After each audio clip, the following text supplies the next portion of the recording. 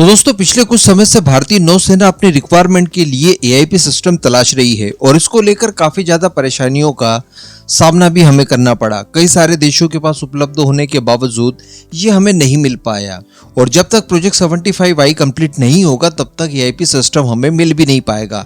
लेकिन इसी बीच कई बार इस तरह की खबरें निकल कर आई कि जो स्वदेशी एआईपी सिस्टम है जो डीआरडीओ द्वारा तैयार किया जा रहा है वो जल्द ही आने वाला है। उसकी टेस्टिंग हो रही है, फिर उसका इंटीग्रेशन किया जाएगा।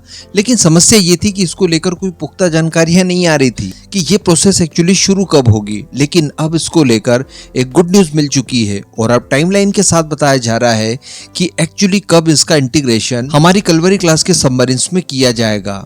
तो अब सीधे खबर निकल कर ऐसी आ रही है कि इनकी फिटिंग शुरू हो रही है, तो ये समझा जा सकता है, अंडरस्टूड है कि इसका डेवलपमेंट पूरी तरह से हो चुका है और ये रेडी टू यूज है। इवन इससे पहले जो ग्राउंड टेस्टिंग इसकी अनिवार्य होती होगी वो भी हम लोगों ने संपन्न कर ली होगी। दरअसल इकोनॉमिक टाइम्स की एक रिपोर्ट निकल कर आती है कल रात को और इसी में कुछ जानकारियां दी जाती है और इस रिपोर्ट में बताया ये जा रहा है कि अगले साल सितंबर मंथ में कल्वरी क्लास की जो पहली सबमरीन हम लोगों ने इंडक्ट की थी हमारी नौसेना में, उसमें एआईपी सिस्टम जो कि डीआरडीओ द्वारा तैयार किया गया है उसका इंटीग्रेशन का काम शुरू किया जाएगा। उस सबमरीन को मेजर रिफिट के लिए लाया जाएगा, उसको काट कर उसमें एडिशनल स्पेस जोड़ा जाएगा जिसमें एआईपी सिस्टम फिट किया जाएगा एंड इसके बाद रिफिटिंग वगैरह करके इसे समुद्री परीक्षणों के लिए भेज दिया जाएगा। और जब सारी चीजें हमारे एक्सपेक्टेशंस के अनुसार होगी तब इनका इंटीग्रेशन बाकी की बची हुई 5 कल्वरी क्लास के सबमरीन में भी शुरू कर दिया जाएगा। और इसके लिए फ्रांसीसी कंपनी नेवल ग्रुप जो कि कल्वरी क्लास सबमरीन की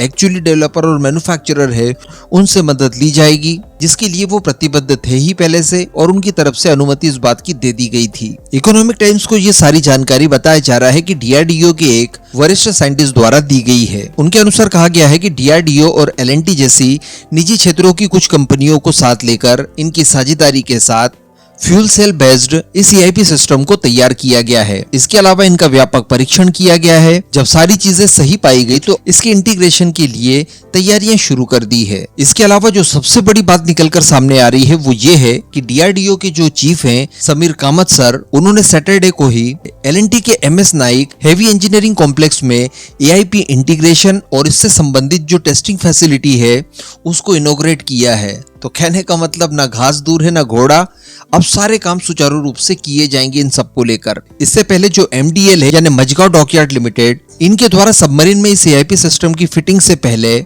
इसकी जो डेवलपमेंट प्रोसेस थी उसमें, इसके निर्माण कार्य में और इसके परीक्षणों में इन सभी में पार्टिसिपेट किया था। हालांकि बताया जा रहा है कि एआईपी सिस्टम का इंटीग्रेशन काफी ज्यादा जटिल होगा, काफी जटिल प्रक्रियाओं से इसे गुजरना पड़ेगा।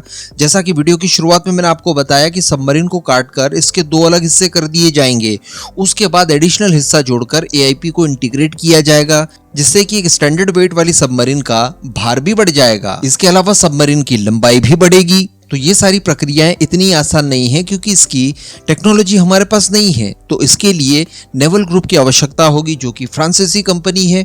इसी वजह से उससे टेक्निकल सहायता मांगी जाएगी और ये जब सफल हो जाएगी उसके बाद बची हुई 5 सबमरीन भी जैसे जैसे रिफिटिंग के लिए आएगी उनके अंदर इंटीग्रेशन का काम किया जाएगा। इसके अलावा बताया ये जा रहा है कि जो 3 सबमरीन हम लोग एडिशनली खरीद रहे हैं कल्वरी क्लास की, उनके अंदर भी इसका इंटीग्रेशन ऑलरेडी हम लोग करके ही लेंगे। तो रिपोर्ट से संबंधित मेजर सभी चीजें मैंने आपको बता दी। बाकी एआईपी सिस्टम को एक्सप्लेन करना जरूरी नहीं समझता, आप सभी लोग जानते ही होंगे इस पूरे मुद्दे पर और डीआरडीओ की इस बड़ी उपलब्धि के ऊपर आपका क्या मानना है नीचे कमेंट करके जरूर बताइएगा।